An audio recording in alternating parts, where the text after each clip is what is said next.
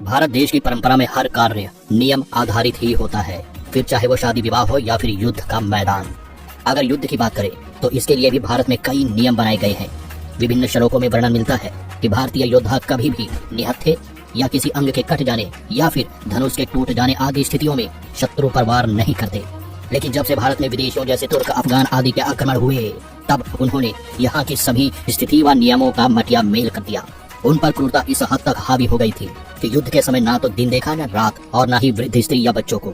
जहाँ एक और वे अपनी धुन में सवार होकर भारतवासियों तथा उनकी संपत्तियों का हनन कर आगे बढ़ते गए, उधर दूसरी ओर कुछ भारतीय भी उनका साथ देते गए। ऐसे ही कुछ व्यक्ति आज भी मौजूद हैं जो यह मानते हैं कि रामायण और महाभारत केवल एक कहानी है, न कि कोई सच्चाई, क्योंकि उन्हें लगता है कि यह मध्यकाल में घटित हुई कुछ घटनाएं हैं। तो उन्हें बता दे कि जब से सभ्यताओं का प्रारंभ हुआ था, उसी के साथ ही हमें रामायण और महाभारत के साक्ष्य देखने को मिलते हैं, जहां राम रावण युद्ध, गीता के अंश, श्री कृष्ण के द्वारा अर्जुन को दिया जा रहा गीता ज्ञान आदि के बहुत से अवशेष व ग्रंथ हमें देखने और सुनने को मिलते हैं। प्राचीन समय में न्याय व्यवस्था भी इतनी सुदृढ़ थी कि सत्य और न्याय की रक्षा के लिए ना तो परिजनों को देखा जाता था और ना ही बाहरी लोगों को। जैसे रामायण में श्री राम ने माता सीता की रक्षा व सत्य की स्थापना के लिए भारत से बाहर जाकर रावण का वध किया था, ठीक उसके विपरीत जब महाभारत में स्वयं के ही परिवारजन राक्षसों के जैसा बर्ताव करने लगे, घर की स्त्रियों पर बुरी नजर डाले, तो स्वयं के भाइयों अर्थात पांडवों द्वारा वध होना निश्चित था। हमारा भारत प्रारंभ से ही शास्त्र और शस्त्र दोनों पर आधारित रहा है। सत्य की स्थापना के लिए हमें जो भी आवश्यक लगा, हमने उसका पूर्ण रूप से उपयोग किया।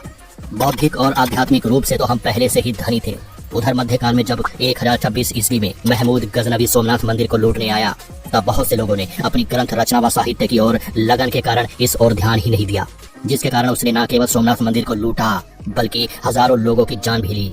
यहाँ आकर उन विदेशियों ने देखा कि भारतीयों के पास ज्ञान की कोई कमी नहीं है, जबकि वे तो केवल एक किताब पर आधारित थे।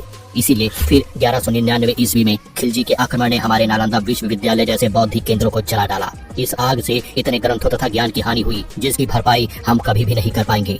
लेकिन इतना सब होने के बावजूद आज भी हमारे पास इतने ग्रंथ बचे हुए हैं जिनका अध्ययन जिंदगी भर में पढ़ के भी पूरा नहीं कर पाएंगे। फिर तैमूर वंश के आने से तो भारत की स्थिति और भी ज्यादा बदतर होती गई। हालांकि बाबर के पुत्र हुमायूं के समय भारत पर अफगानों का राज था, जिस कारण उसे यहाँ से भागना पड़ा। लेकिन फिर हुमायूं के पुत्र अकबर ने अपनी वीरता व कूटनीति से काम लिया, जिस कारण वह राजपूतों से मित्रता कर भारत में प्रवेश कर गया। हालांकि उसने जजिया कर और तीर्थ कर जैसे करों को तो हिंदुओं के लिए माफ कर दिया था, जिससे हिंदुओं के प्रति बर्बरता में कुछ कमी आई। लेकिन यह पूर्ण सत्य नहीं है, क्योंकि हमें बहुत से वर्णनों में यह मिलता है कि अकबर ने भारत को मुस्लिम राष्ट्र बनाने की बहुत कोशिश की, एड़ी चोटी का जोर लगा दिया। उसने यह नियम भी निकलवाया था कि सभी व्यक्ति दीने इलाही धर्म को स्वीकार कर ले, अन्यथा उनको बंदी बना दिया जाएगा। धन्य है वह भूमि जहां ऐसे वीरों ने जन्म लिया, जिन्होंने अकबर के इस आदेश को सुनकर खुद को बंदी बनाना स्वीकार किया, बजाय धर्म बदलने की।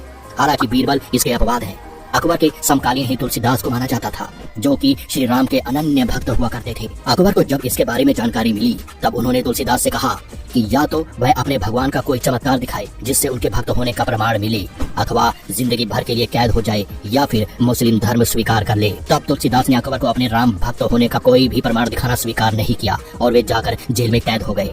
सूरदास के शिरोमणि कवि माने जाने वाले तुलसीदास की भक्ति तथा काव्य शक्ति के बारे में विसेंट स्मिथ लिखते हैं कि तुलसीदास अकबर के समकालीन थे, जो कि अकबर से भी महान थे। कवित्री महादेवी वर्मा भी लिखती हैं कि जब तलवारों का पानी उतर गया, शंखों का घोष विलीन हो गया, तब भी तुलसी के कमंडल का पानी नहीं सूखा। उसने बहुत कोशिश की कि हिंदुओं को क्रोध के बजाय तर्क से मना लिया जाए, जिसके लिए अकबर ने बहुत सी पुस्तकों का पारसी में अनुवाद भी करवाया, लेकिन वह सफल नहीं हो सका। महाराणा प्रताप जैसे बहुत से राजाओं ने जीवन भर जंगल में रहना और घास खाना स्वीकार किया, बजाय मुस्लिमों की अधीनता स्वीकार करने के। इस समय में बहुत से ऐसे हिंदू भी थे जो डर के कारण जंगलों में छिप गए थे और फिर वे जंगलों में ही निवास करने लगे। राजस्थान के जंगलों में आज भी आपको बहुत से ऐसे हिंदू देखने को मिल जाएंगे। ऐसे क्रूर मुस्लिमों ने हमारी स्त्रियों को भी नहीं छोड़ा। वे चाहते थे स्त्रियां उनके हरम में रहे। तब रानी दुर्गावती जैसी वीरांगनाओं ने इन कायरों को अपने स्वाभिमान से परिचित करवाया और हार का पता होने के बावजूद भी आखिरी सांस तक अकबर से युद्ध किया। अन्य कोई भी पुरुष उनके शरीर को स्पर्श न करे, इसीलिए उन्होंने स्वयं छुरा घोंप कर अपने प्राणों का त्याग भी कर डाला। इसके बाद फिर जहांगीर ने जहां काल साहित्य और संस्कृति को बढ़ावा दिया, वहीं उसने हिंदुओं का जबरन धर्मांतरण करना शुरू कर दिया। जहांगीर ने बहुत कोशिश की कि गुरु अर्जन देव मुस्लिम धर्म को स्वीकार कर ले, लेकिन उन्होंने ऐसा करने से मना कर दिया, जिसके पश्चात गुरु अर्जन देव को अंतिम समय तक बहुत सी कठिन यातनाओं का सामना करना पड़ा। अपने गुरु के कदम पर ही बहुत से शिष्य भी आगे बढ़ते गए और गुरु अर्जन देव के जैसे ही अन्य सभी लोगों ने मुस्लिम धर्म अपनाने से मना कर दिया था। इस प्रकार यह धर्म ज्योति आगे बढ़ती चली गई। यह वह समय था जब अधिकांश मुस्लिम शासक हिंदुओं के किलों पर कब्जा कर लेते, उनके मंदिरों को तोड़कर वहां मस्जिदों का निर्माण किया और हिंदुओं को गुलाम बनाकर बेच डाला। लेकिन उधर दूसरी ओर छत्रपति शिवाजी जैसे भारतीय राजा भी हुआ करते थे, जो मुस्लिम महिलाओं का अपनी बहन समान आदर करते, कुरान की प्रतियों का सम्मान करते। ना तो उन्होंने कोई मस्जिद तोड़ी और ना ही किसी को अपना गुलाम बनाया। यह है भारतीय संस्कृति। दोस्तों, जिस प्रकार हिटलर को उदार या दयालु कहना यहूदियों का अपमान होता है, उसी प्रकार अगर औरंगजेब को उदार कहा जाए तो यह हम भारतीयों का अपमान होगा। अपने दारा शिकोह जैसे भाई की हत्या करवाने वाले और संगीत साहित्य आदि कलाओं का गला घोंट देने वाला विश्व गुरु कैसे कहला सकता है? उसने अपनी कट्टर और रूढ़िवादी सोच को फतवाए आलमगीरी नाम की पुस्तक में बड़े ही अच्छे तरीके से संजोया है, जिसका उपयोग आज भी कट्टर सोच रखने वाले व्यक्ति तथा मुस्लिम धर्म के लोगों द्वारा किया जाता है। 45 लाख लोगों को मारने वाला तथा करोड़ों हिंदुओं को मुस्लिम धर्म में परिवर्तित करने वाला व्यक्ति कैसे उदार हो सकता है? उसने तो सबसे ज्यादा हिंदू राजाओं को मानस बदारी देकर उन्हें अपना गुलाम बनाया। बड़े पदों पर भर्ती के लिए वह विदेशी मुसलमानों को बुलाता। यह भी अन्य मुस्लिम राजाओं की तरह भारत की संपत्ति को तुर्क या मक्का मदीना भेजता रहा।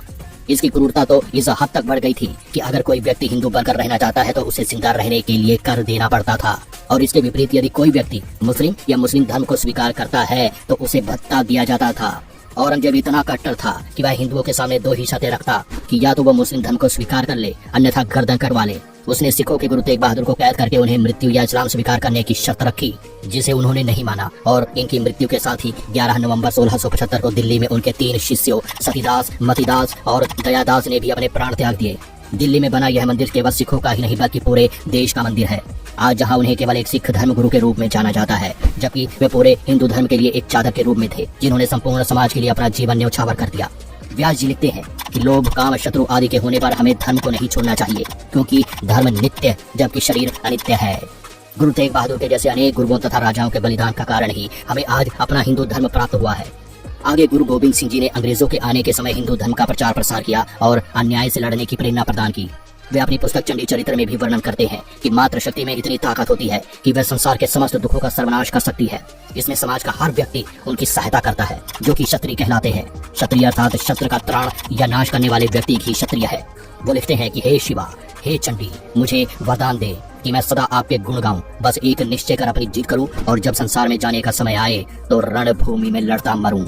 ऐसे देशभक्त जिन्होंने अपने पिता की हत्या, जहां तक कि अपने 5 और 8 साल के बच्चों को दीवार में चिनवा देने के बाद भी उन्होंने अपना धर्म तथा देश नहीं बदला। जब तक जिंदा रहे, भारत और भारतवासियों को नई राह दिखाते ही रहे। ऐसे ही वीरों के कारण ही आज हमारा देश मुस्लिमों के आक्रमण से बचता रहा। तो ऐसे में यह कहना बिल्कुल भी ठीक नहीं है कि मध्यकाल में देशवासियों ने कुछ नहीं किया। भले ही नया कुछ ना किया हो, पर अपने देश के अस्तित्व को बचाए रखना भी कम नहीं। दोस्तों, पहले आप भारत का सपोर्ट कर पाए या नहीं, लेकिन अभी आप सब्सक्राइब बटन दबाकर जरूर यह कर सकते हैं। अगर आप यह जानना चाहते हैं कि हमारी धरती विदेशी मुसलमानों से कैसे बची, तो कमेंट्स में जरूर बताइएगा।